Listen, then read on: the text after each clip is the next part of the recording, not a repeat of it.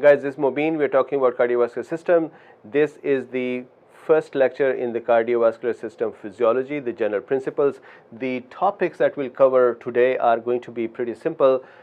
It is a start of the CVS. So the organization of the cardiovascular system, the heart as two separate pumps, the series and parallel circuits in the CVS, the chemical composition or the oxygen and carbon dioxide levels at various parts in the cardiovascular channel, direction of the blood flow in this circuit, and what do we mean by the systemic tissue and what are the systemic tissues. This is really important. You'll use this term throughout your medical career.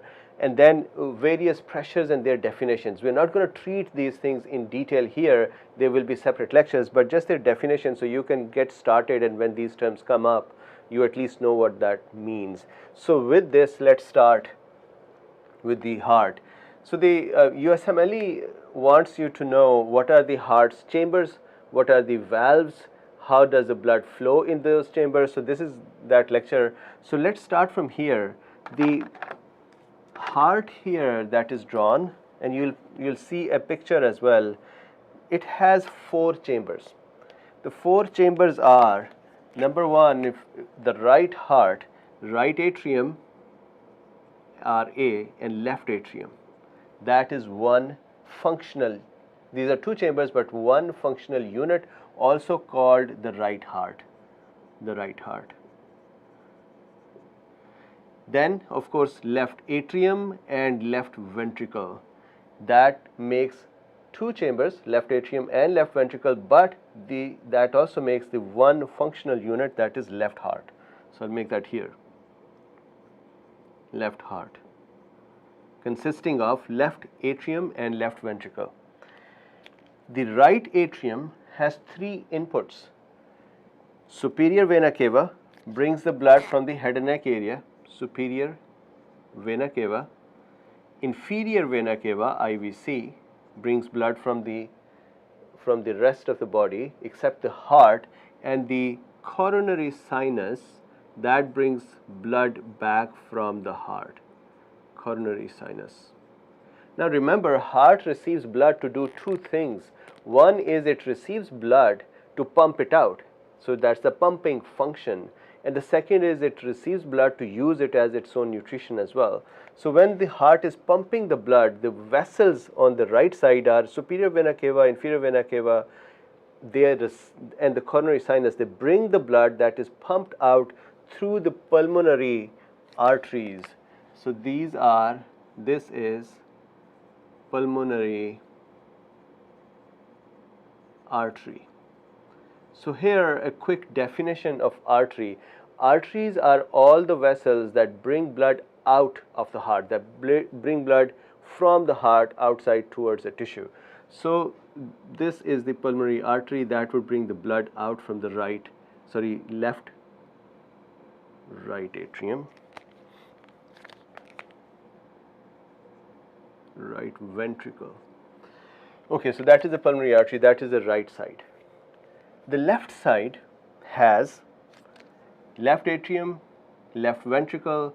The blood comes in through pulmonary veins, and the definition of veins is all the blood vessels that bring blood to the heart. So pulmonary veins bring oxygenated blood to the heart. These are veins. It is not necessary that vein has deoxygenated blood. Pulmonary veins bring oxygenated blood from the lungs to the heart, and so these are oxygenated blood carriers, but are veins because they are bringing blood to the heart. Okay, so left atrium and left ventricle. Left ventricle in turn pushes the blood or pumps the blood into aorta, and then aorta is connected to the systemic tissues. There are 6 major systemic tissues that you should know about. One of them is cerebrum, or the head and neck area. Coronary tissue, that is the heart itself. Splanchnic tissue, that means GIT, that is intestines, liver, spleen, etc. Renal systems or kidneys, skeletal muscles or just the muscles, the skin, and that makes the systemic tissues. Alright, so now these are the chambers and the arteries and the veins. let's see how this circuit is connected as a two pump system. We can see that here and we can see that here. So this heart, what I've done is I've broken it up. I've broken the heart into two separate structures. One is this is the left heart and this is the right heart. These are now functional units, the working units. So let's see the blood flow in this system. We'll start from the lungs. So here are the lungs. Oxygenated blood, you know that the lungs are connected with the trachea. The trachea is bringing the oxygenated blood from the mouth. Okay, so the oxygenated blood comes from the lungs through the pulmonary veins. These are the pulmonary veins, 4 pulmonary veins, 4 in number, 2 from each lung. They bring the blood into the left atrium. So this is the blood oxygenated that is coming in. Now what do you think about the chemical composition of this blood or the gaseous nature of the blood in this? So oxygen is really high here. Why is oxygen high? Because this is the most oxygenated blood. It is just coming from the lungs and the carbon dioxide levels are less.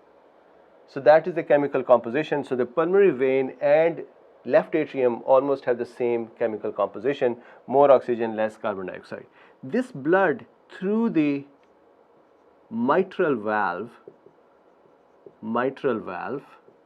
we also call it, the same valve is also called bicuspid valve, or it is also called the left atrioventricular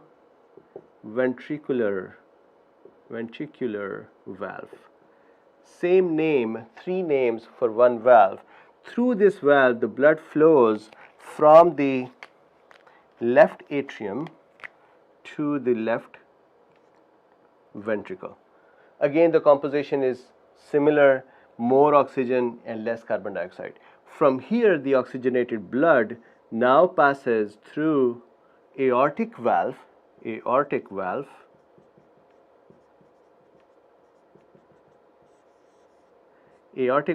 into the aorta. From the aorta, the blood will be then supplied to the rest of the body tissue. Now remember this, that only left AV valve, this valve is bicuspid or has 2 leaflets. All other valves are tricuspid in the heart. Okay, so the tricuspid valve traditionally is called, this valve, the right AV valve is called a tricuspid valve, although aortic valve is also tricuspid and pulmonary valve is also tricuspid. Anyway, so the blood comes out into the aorta. From here, it goes to the systemic tissues. So now what are the systemic tissues? These tissues, I've put them here as well. They will be called collectively as the body. So the tissues are cerebrum or cerebral system, or the brain or the head and neck area. Then subplanchnic tissue, that is the GIT, liver, spleen, etc. Then is the coronary. I missed the coronary here. Of course, heart itself needs nutrition as well. So the coronary blood vessels supply the heart. So coronary system, that would be bringing blood to the heart. Let's make that here like this. And we'll make a coronary vein, that is, okay, so coronary sinus here. That is the opening of the coronary veins. Coronary sinus.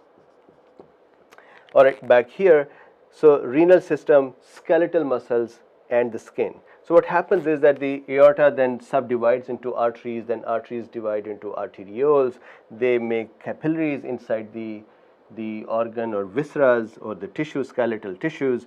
Then those capillaries have the venous end that make venules, then they make veins, and finally the veins would now go back and through either superior vena cava,